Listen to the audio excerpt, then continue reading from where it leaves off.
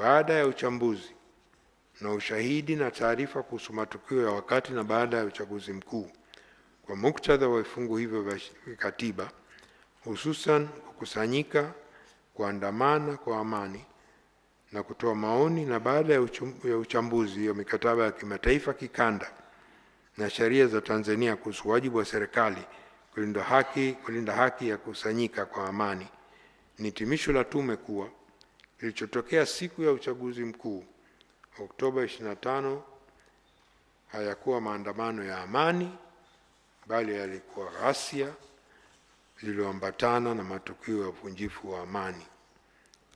Hitimisho hilo linatokana na sababu 4. Ya kwanza, yanadaiwa kuwa maandamano hayakuzingatia matakwa ya ibara 18 na 20 ya Katiba ya Jamhuri ya Muungano wa Tanzania na sheria za nchi, ikiwemo maandamano kuwa ya amani na kutoa notice kwa jeshi la polisi kwa mujibu wa vifungu 42 na 43 wa sheria ya jeshi la polisi. Matakwa ya sheria za kimataifa sio kibali, ni notice, na Tanzania pia liko takwa hilo la kutoa taarifa, sio kibali, na sisi kwetu ni taarifa ya masaa 48 kama ilivyo sheria ya Ureno, ni kama vile ya Tanzania. Lakini la pili ni haki ya kila mtu kushiriki uchaguzi mkuu kama mpiga kura au mgombea.